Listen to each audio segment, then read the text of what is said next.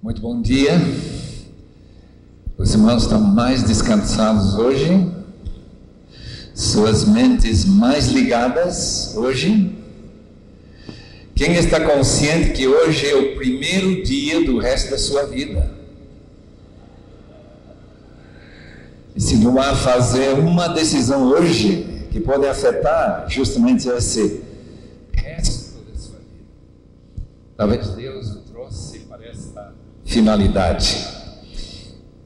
Quem está com a Bíblia? Hebreus capítulo 12. Ontem. Muito obrigado. É mesmo. Ótimo. Beleza. Ontem, nosso argumento é que Jesus, Filho de Deus, nos ensina como orar. Orar para um Pai que nos ama, um Deus cujo nome não pode ser confundido, misturado com outros nomes, um Deus que tem um reino que precisa se fundar em nossa vida, como também trazer para a terra. Um Deus que se comunica conosco como o pão que nós digerimos. Um Deus que nos perdoa e nos exige perdão de nossos irmãos. E um Deus que pode levar-nos à aprovação somente após nós prepararmos com oração e vigilância. Hoje, Hebreus 12 deve nos ensinar, espero que nos ensine, como adorar. Obviamente aqui não temos todas as lições sobre adoração, mas pelo menos uma ou duas lições importantes em capítulo 12 de Hebreus. Começando com o versículo 18, ora, não tendes chegado. Quando nós adoramos, nós chegamos a Deus, aproximamos de Deus. É uma aproximação de coração, de mente, de alma ao Senhor nosso Criador. Tendes chegado, tendes aproximado ao fogo palpável? Não. Nem fogo ardente, nem a escuridão, nem as trevas e nem a tempestade. Eu creio que os irmãos devem notar aqui certos elementos que a Bíblia diz fazem parte do inferno. Não sei se notaram, o inferno é fogo, o inferno é trevas e escuridão e muita solidão. Nós não temos chegado a isto, que descreve o monte lá em sul daquela península de Sinai, chamado justamente Sinai, e ao clangor de trompeta e ao som de palavras tais que quantos ouviram suplicaram que não lhes falassem mais. Pediram a Deus, por favor, fique quieto, nós já ouvimos demais, pois já não suportavam o que lhes era ordenado. Até um animal, se tocar o monte, era apedrejado. Na verdade, de tal modo era horrível o espetáculo que Moisés disse: sinto-me aterrado e tremo. Mas tendes chegado, agora a adoração do Novo Testamento tem chegado ao Monte Sião, a cidade do Deus vivo, a Jerusalém celestial, a incontáveis hostes de anjos, a universal assembleia, igreja dos primogênitos arrolados nos céus, e a Deus, o juiz de todos, aos espíritos dos justos aperfeiçoados, e a Jesus, o mediador da nova aliança, ao sangue da aspersão que fala coisas superiores ao que fala o próprio Abel. Tende cuidado, não recuseis ao que fala, pois se não escaparam aqueles que recusaram ouvir quem divinamente os advertia sobre a terra, muito menos nós, os que nos desviamos daquele que dos céus nos adverte, aquele cuja voz abalou então a terra. Agora, porém, ele promete, dizendo: ainda uma vez por todas farei abalar não só a terra, mas também o céu. Ora, esta palavra ainda uma vez por todas significa a remoção das coisas abaladas, como tinham sido faltas ou feitas, para que as coisas que não são abaladas permanecem. Por isso, recebendo nós um reino inabalável, retenhamos a graça pela qual sirvamos a Deus de modo agradável, com reverência e santo temor, porque nosso Deus é fogo consumidor. Podemos orar mais uma vez? Todo mundo está disposto a unir seu coração nesta oração? A oração de um indivíduo vale alguma coisa, mais de 800, 500 pessoas aqui. Se todos nós estivermos unidos, com certeza Deus estaria ouvindo e respondendo esta oração. O Novo Testamento diz que a gente dá o amém à oração da pessoa que está dirigindo essa oração. Eu peço o seu amém nesta oração. Senhor amado, Senhor dos céus e da terra, Supremo, majestoso Rei do Universo, se conosco nesta manhã, para nos ensinar, para nos falar, para nos marcar, para nos transformar naquilo que precisa de mudança. Leva-nos desse lugar, desta louvação, Senhor, diferentes como Tu queres que sejamos. Oh Deus, fala conosco. Nós não somos como aqueles israelitas que pediram que Tu não falasses mais por causa do terror que Tu colocaste nos seus corações. Oh Senhor, fala conosco. Precisamos ouvir Tua voz, porque adoração também, Senhor, é ouvir o que Tu tens para nos dizer. Nesta manhã, marque nossa vida para a Tua glória, Senhor. Em nome de Jesus. Amém. Ontem, eu ouvi dizer que o Brasil está passando por algum avivamento. A maior autoridade sobre avivamento foi Edwin Orr, ele já falecido. Ele escreve nos dos seus livros que o avivamento chegou no Brasil em 1954, uns 6 anos antes de eu chegar. Eu não presenciei aquele avivamento, eu estive em outra parte do mundo. Não sei se os irmãos presenciaram. Avivamento tem ocorrido em alguns momentos na história.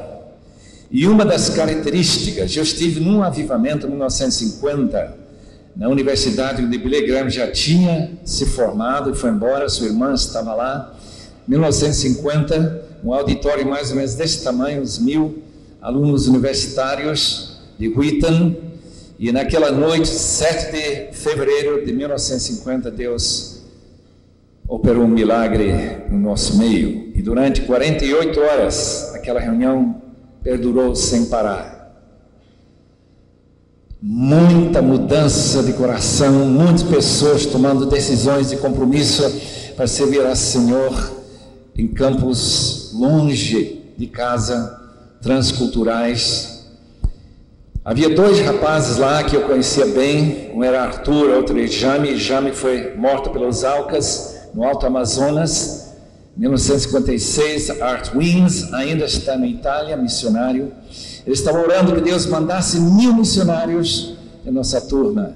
O avivamento trouxe mais de 500 daqueles jovens para sair do seu país e chegar em outras partes do mundo para servir ao Senhor da Glória. Quando o Brasil experimentar o avivamento, na minha opinião, o Brasil vai se tornar um grande enviador de missionários. Mas avivamento faz outra coisa. Sempre muda o conceito de Deus.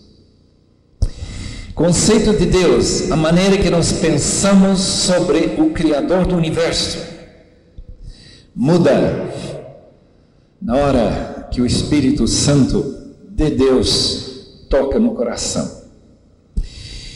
Pense no primeiro grande despertamento na Nova Inglaterra, 1735 por aí, mais 250, 60 anos atrás.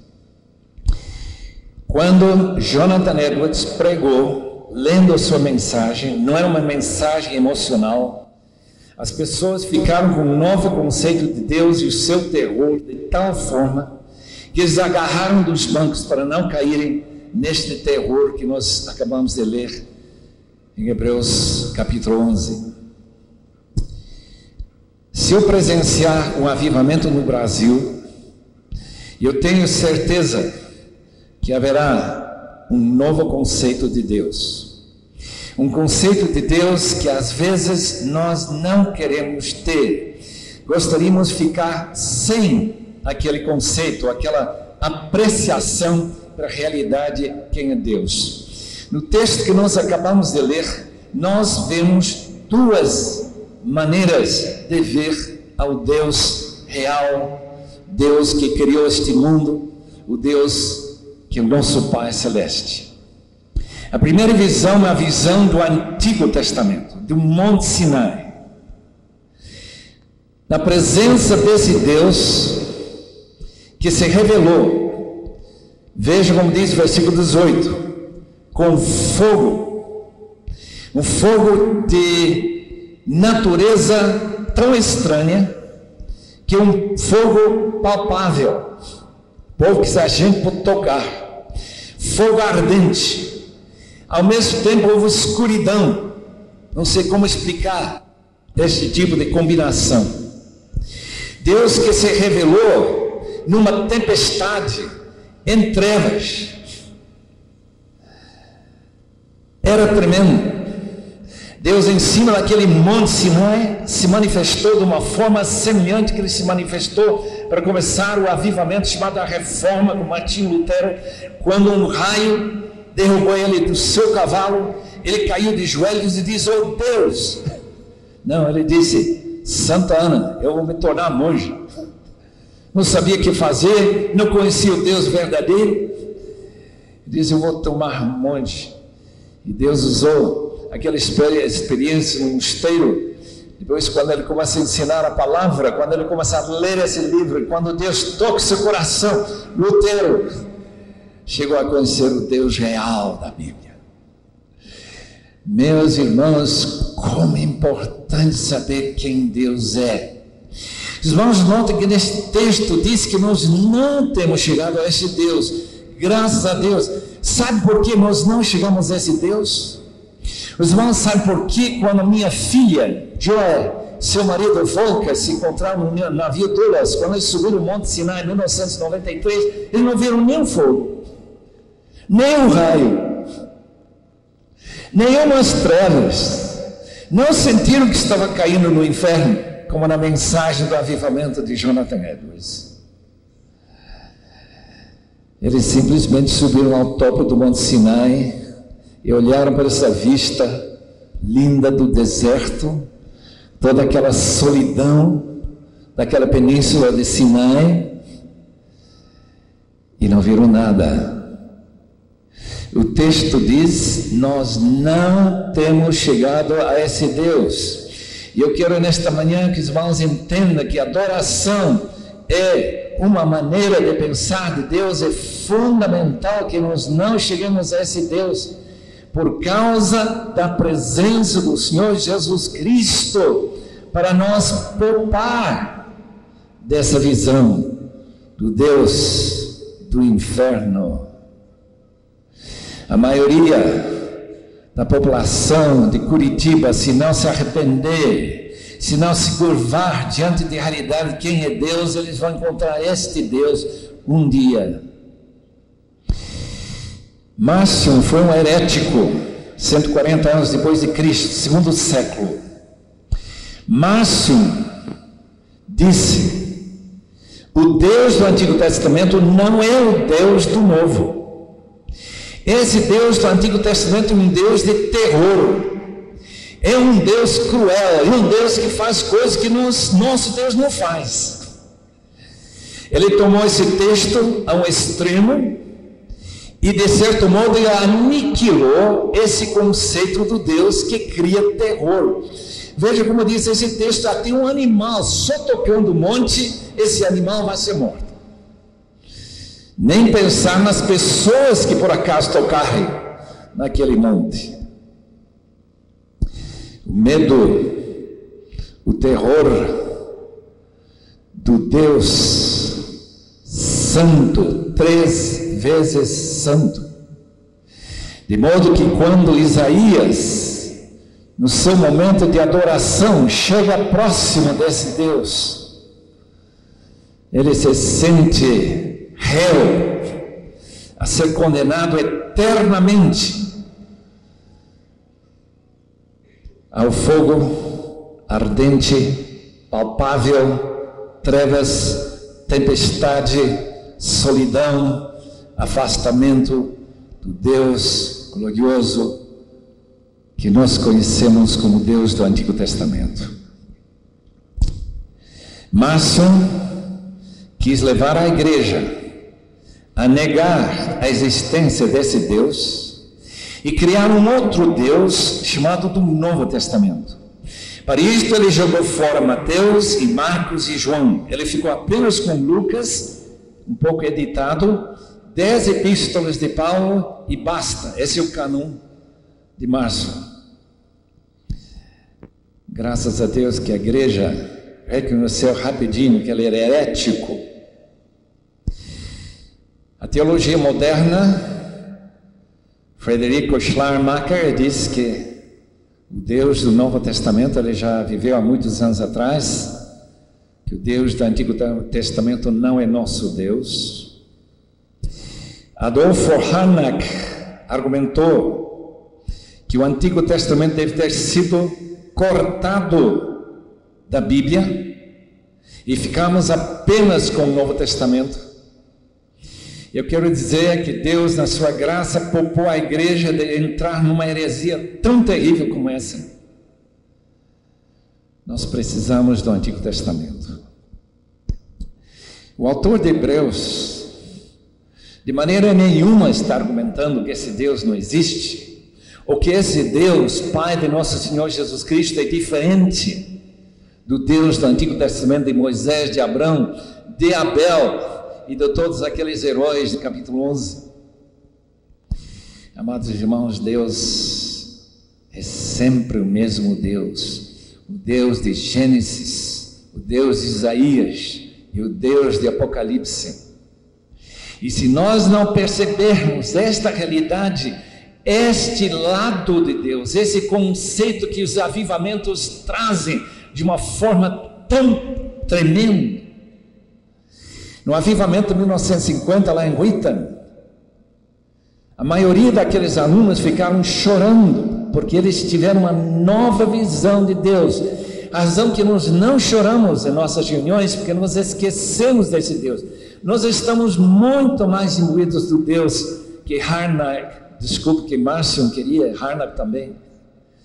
O Deus do Novo Testamento, aquele que perdoa, aquele que é nosso Pai, aquele Deus que tolera tudo.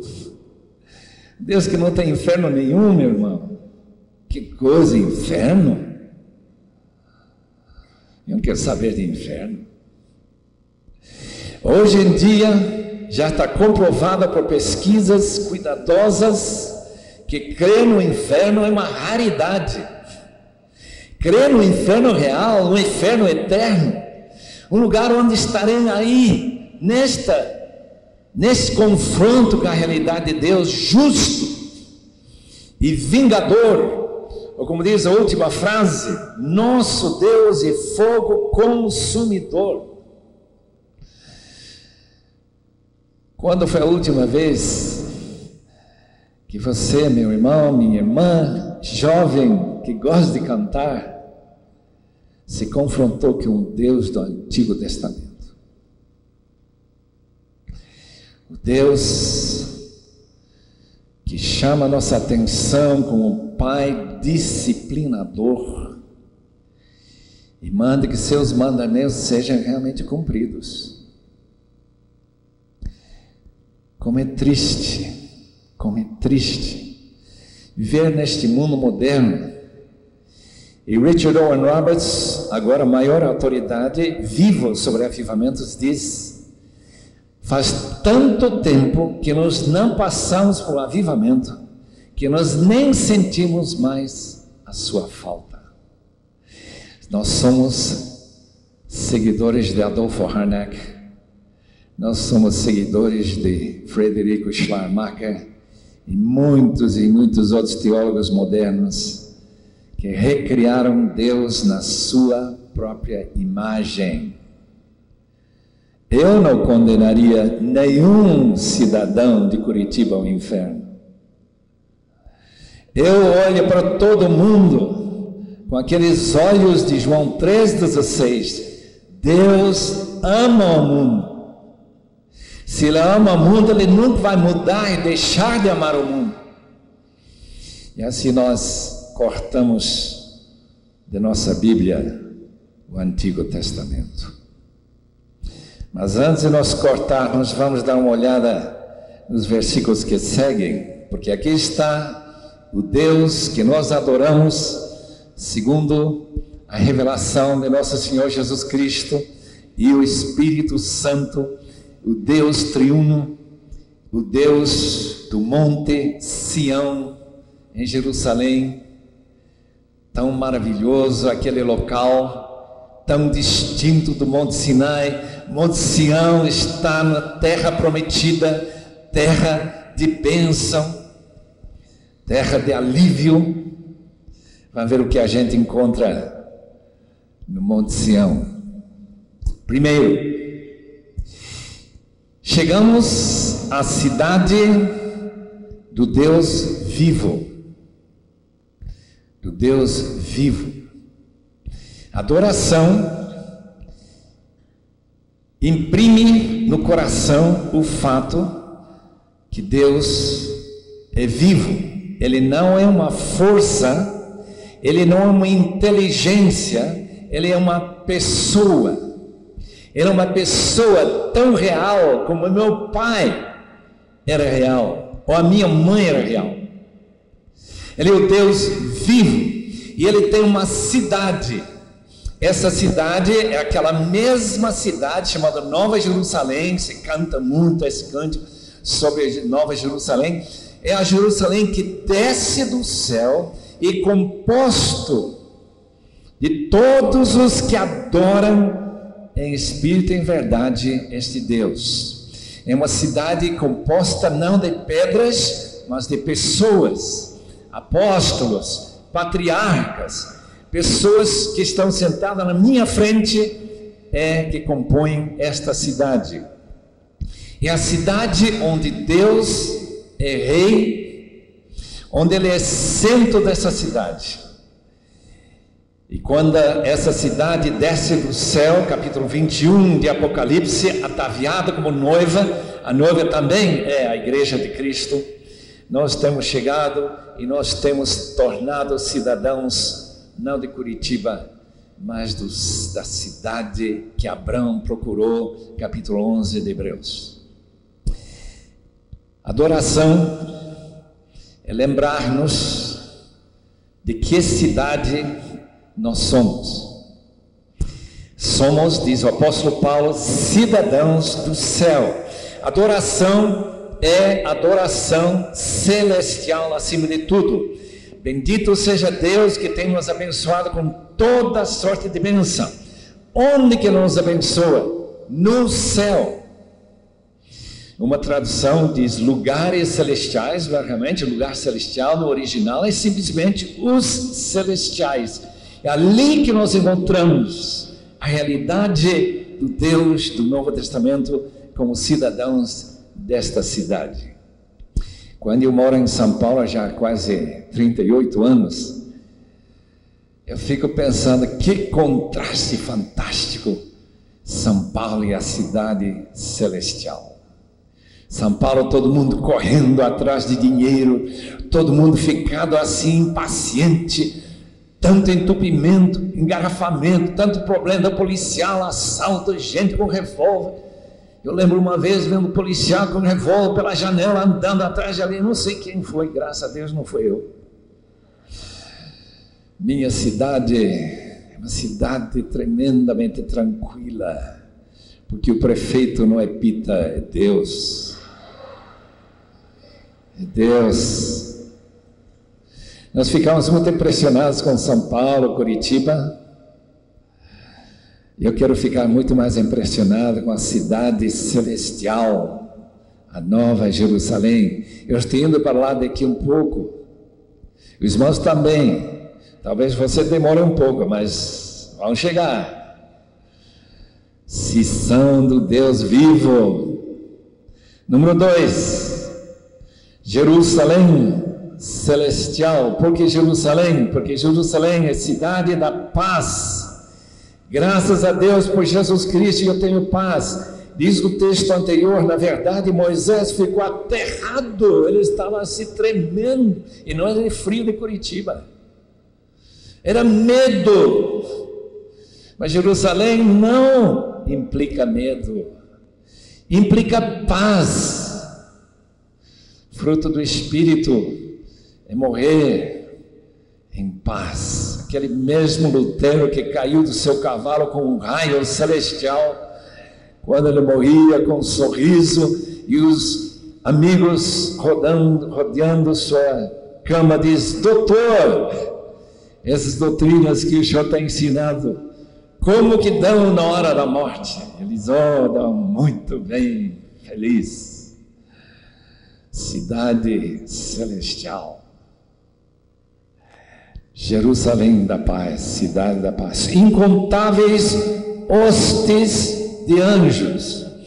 Os irmãos sabem que neste mundo tem exércitos que chegam até milhões de homens, todos bem treinados, preparados para a guerra, mas lá no céu tem exércitos de anjos. E o texto diz que nós um dia, e nós devemos já estarmos relacionando nossa vida com o fato que esta adoração celestial é uma adoração no meio dos anjos, hostes incontáveis. O livro do Apocalipse, capítulo 5, fala de hostes que chegam a trilhões de anjos. Amados irmãos, eu não conheço muita gente que tem visto anjos, conheço algumas pessoas. Todos os casos que eu lembro são pessoas que, tendo visto um anjo só, 2, ficaram tão impressionados com sua grandeza, seu poder, seu brilho.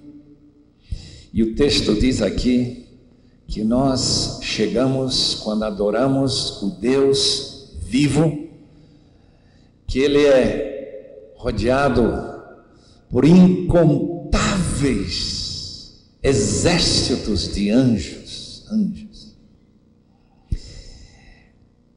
Esses anjos proclamam constantemente: cuidado, este Deus é um Deus único, incomparável. Quando eles proclamam a dignidade de Deus, capítulo 4 do Apocalipse, capítulo 5, quando falam da dignidade de Cristo, ele diz que Ele é tão grande que Ele é digno de tudo que nós temos, nossa sabedoria, nossa riqueza, nossa glória, tudo que nós podemos dar, Ele merece. Os anjos são muito zelosos, ciumentos da falta de glória. Quando nós damos glória aos homens, em vez ao doador de talentos, ao doador desta palavra do conhecimento e qualquer coisa que nos destaca, a Ele toda a glória.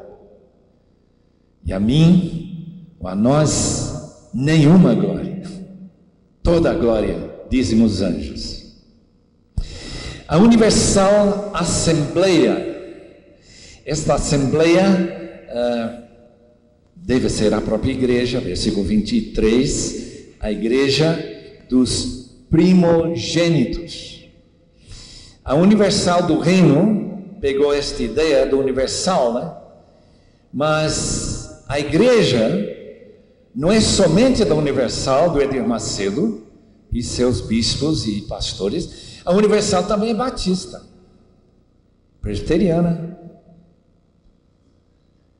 E se o irmão é de outra denominação, também. As denominações ficam todas fundidas nessa Universal. De maneira que quando eu chego numa igreja que não é batista, e se oferece a refeição característica dessa igreja, eu tomo.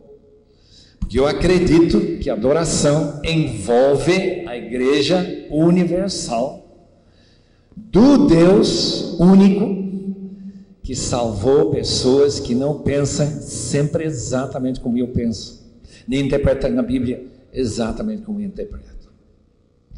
Temos chegado, queridos irmãos, a uma ocasião como esta, uma ocasião que agora vai se celebrar em Amsterdã, no fim do mês que vem, começa de agosto, de 10 mil evangelistas vindo do mundo inteiro, e nós teremos dos mais diversos grupos e denominações. Nós estaremos mostrando aqui na terra o que acontece constantemente no céu.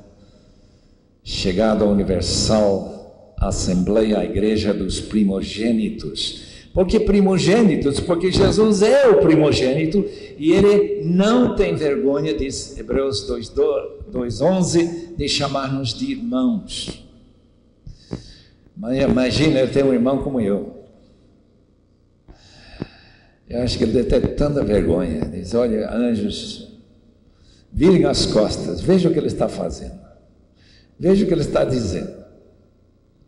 Amados irmãos, ser primogênito, ficar no meio da igreja dos primogênitos, é um privilégio que depende inteiramente do perdão e da tolerância de nosso grande Deus e Senhor Jesus.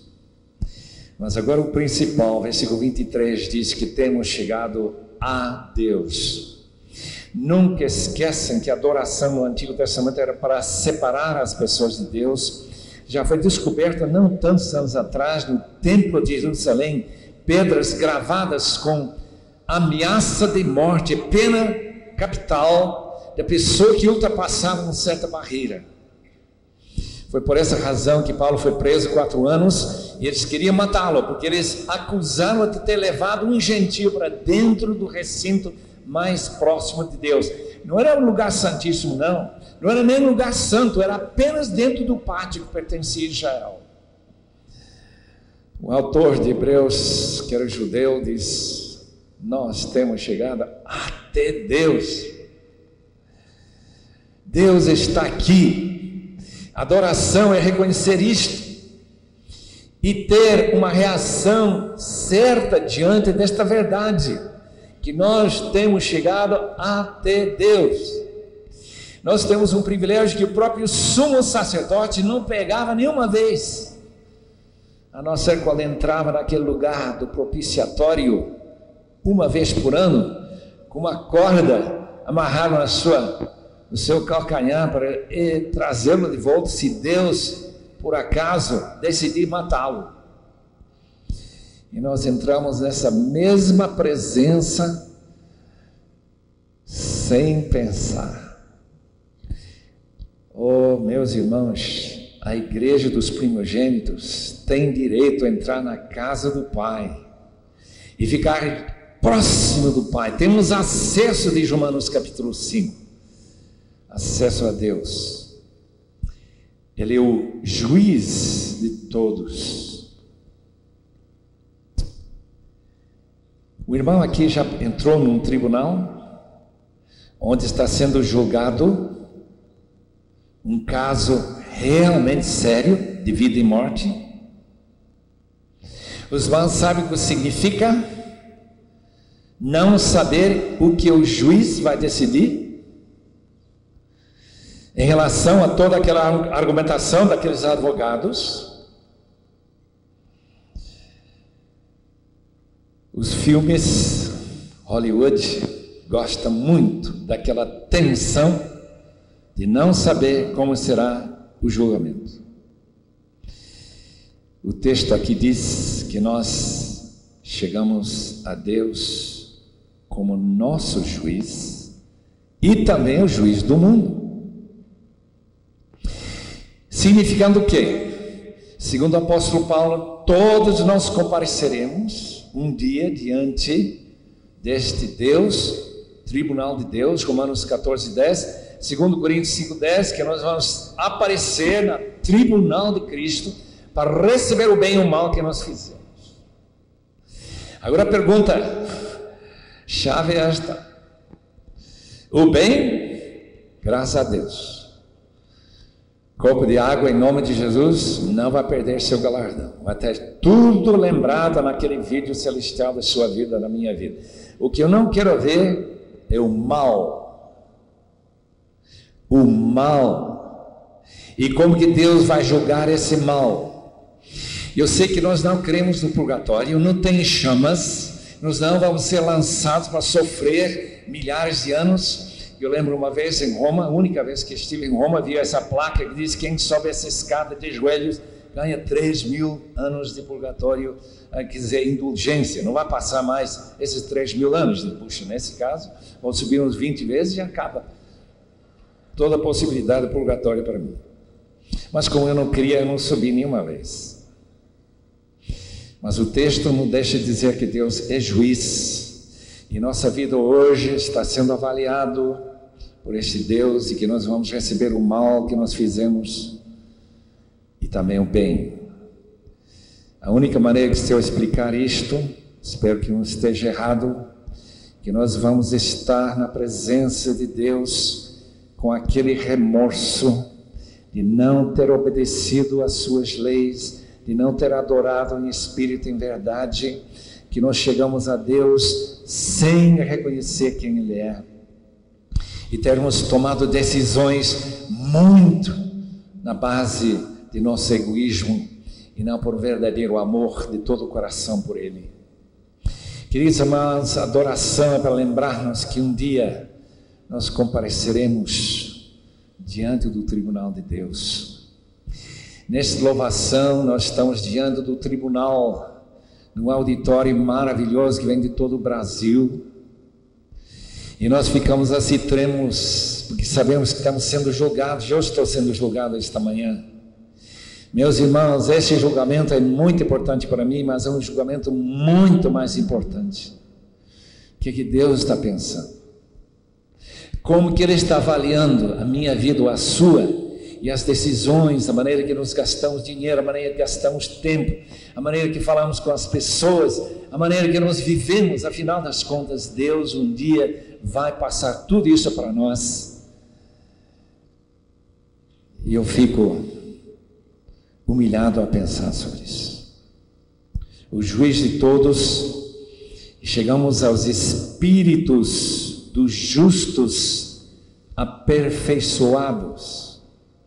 Aquela frase, justos aperfeiçoados, é interpretada na base do capítulo 11, quando no fim desse capítulo anterior, diz o seguinte, deixe-me ler esse versículo 39, nós porém não somos dos que retrocedem para a perdição, somos então, no entanto, de fé para a conservação da alma.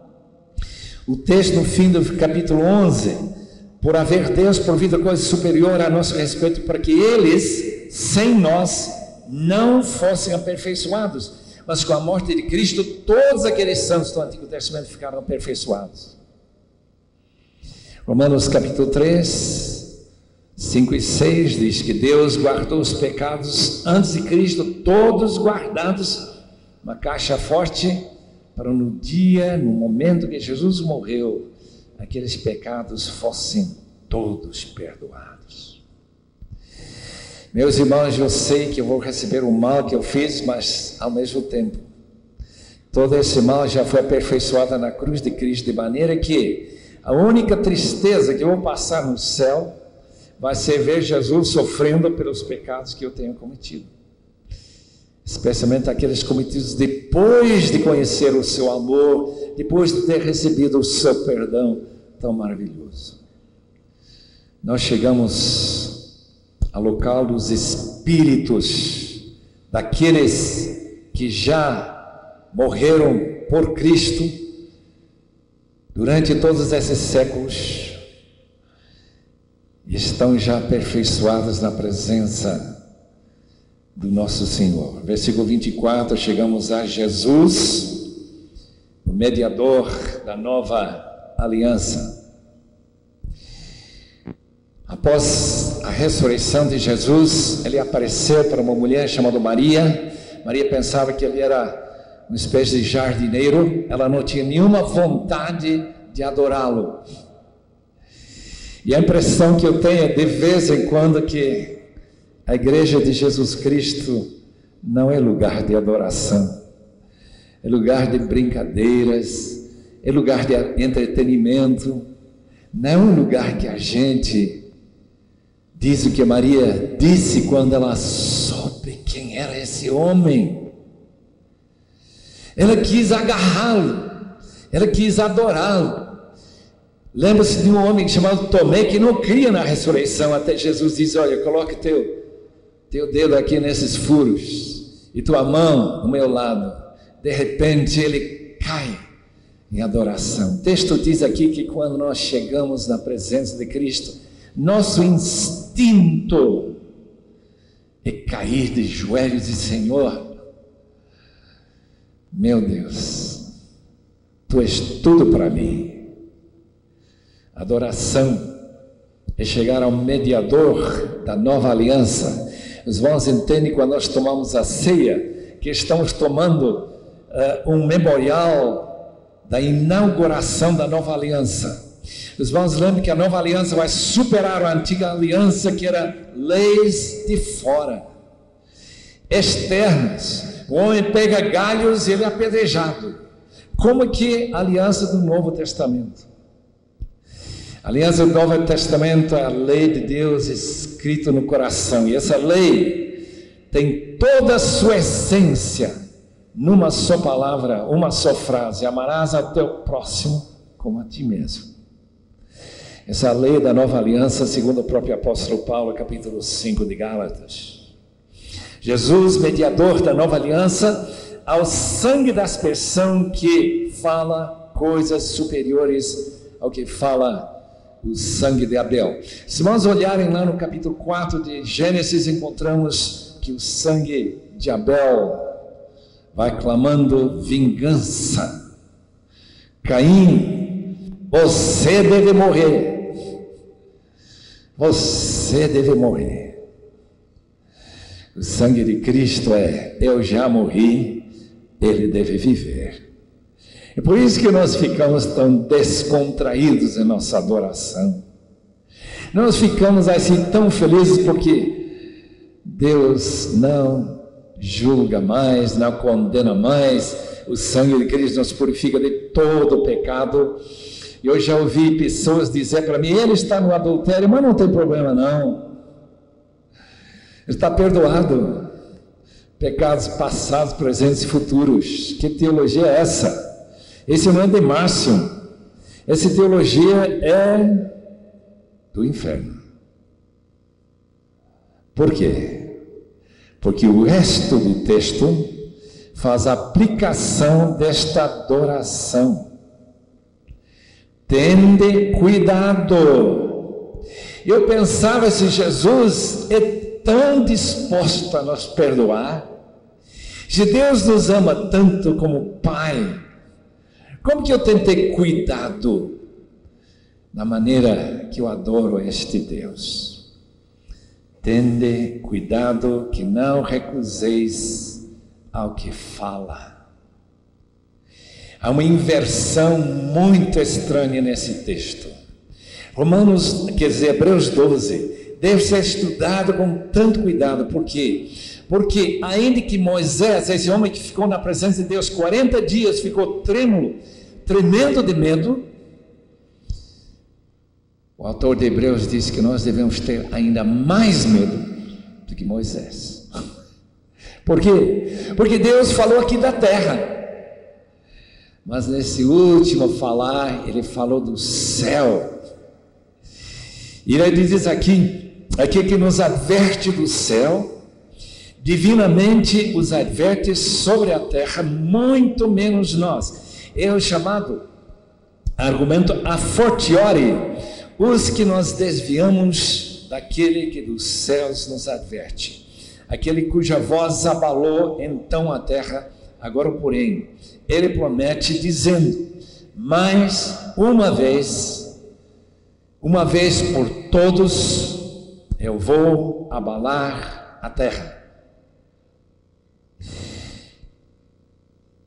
Faz 2 anos, daqui uns 4, 5 dias, Samuel Doctorin estava numa casa orando na ilha de Patmos, quando apareceram 5 anjos, disseram que Deus vai abalar a terra. Eu não sei se esses anjos falam a verdade, não sei se são anjos enganadores do inferno, não sei de onde vieram, não sei se vai se cumprir o que esta carta que tanto impressionou Dr. Samuel Doctorin. Mas eu tenho certeza que se aquilo que aqueles anjos falaram não acontecer nos próximos 10 anos ou 15 anos, porque eles não colocaram nenhuma data, em que milhões vão morrer, cidades vão ser destruídas, cidade de Nova York, não sei o que mais, o Amazonas vai ficar um tremendo lago. E eu não digo que essas coisas vão acontecer, eu apenas digo que o livro de Hebreus diz, inspirado por Deus, Deus vai abalar essa terra.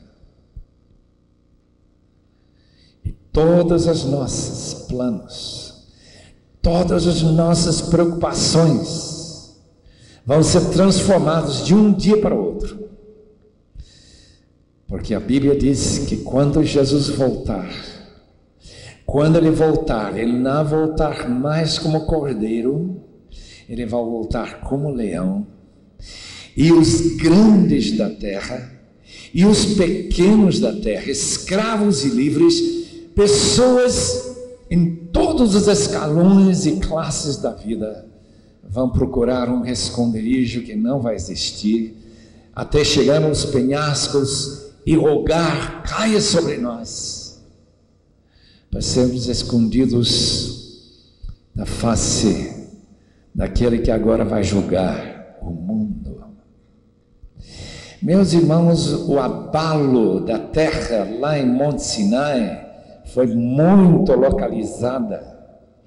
Talvez 2 milhões e meio de habitantes que tinham saído do Egito, ex-escravos, ficaram vendo a terra se mover pela voz, como se fosse de muitas águas.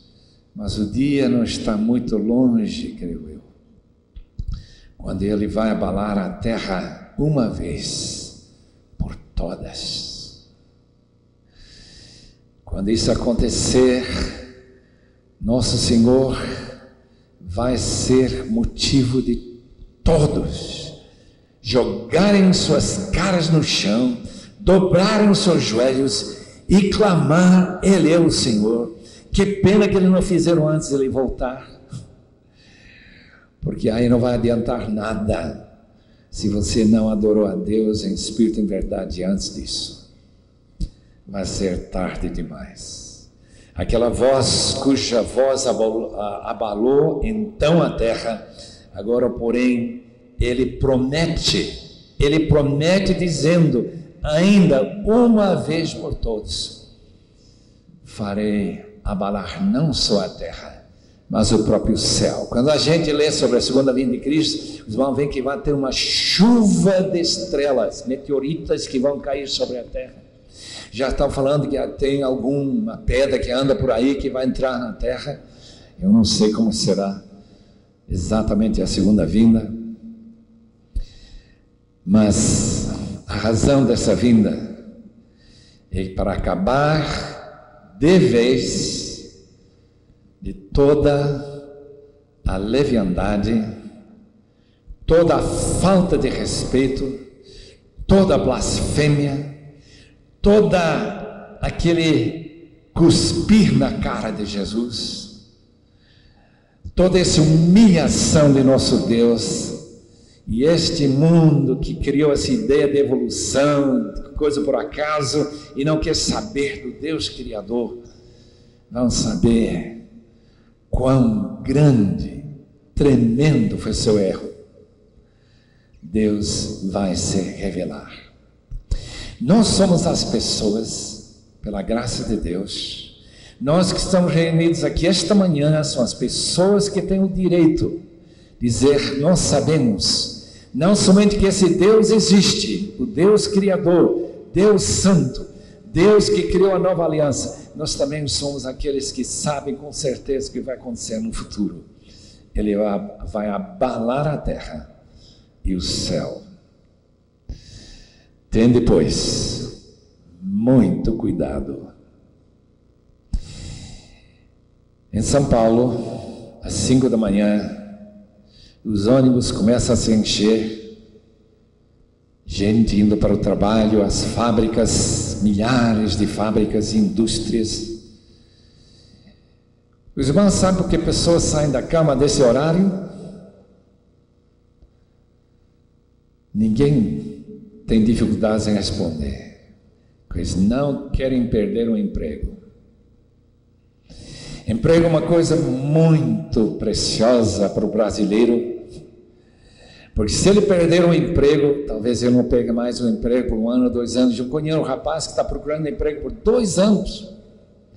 Então eles saem da cama, mesmo que estejam cansados, mesmo que ficaram sem dormir essa noite, eles vão pegar esse ônibus e andar 1 hora, 1h30, para chegar na fábrica na hora certa. Agora minha pobre ilustração. Domingo de manhã, as portas da igreja abrem, portas que dizem: aqui se faz louvor, aqui adoramos o Deus vivo. Vem chegando gente a qualquer hora, como se não importasse se chegasse ou não chegasse, porque a gente nunca perde o emprego de ser crente.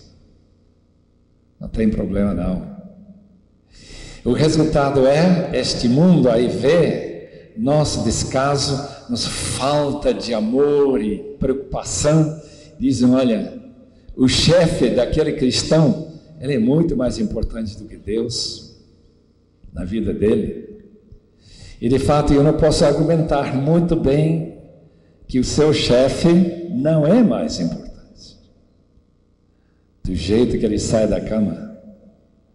Eu só conheço um país do mundo onde a gente sai da cama antes das 5 para adorar a Deus. É na Coreia. E eu não sei explicar isso, é tão fora do normal. Mas eu recomendo que esse Deus merece muito mais do que nós temos dado para Ele. Vamos orar. Senhor, obrigado pela Tua glória que Tu manifestaste na pessoa do Teu Filho Jesus. Chegamos até Ele e vemos uma pessoa que estava tão dedicada a nós, que deu sua vida por nós. Chegamos o Deus que vai nos julgar algum dia. Chegamos o Deus que fez Moisés tremer. Oh Deus, tenha misericórdia de nós. Manda algum avivamento real, transformador, que crie um novo conceito do Deus vivo, Deus real, que nós devemos adorar em espírito e em verdade. Em nome de Jesus, amém, Senhor.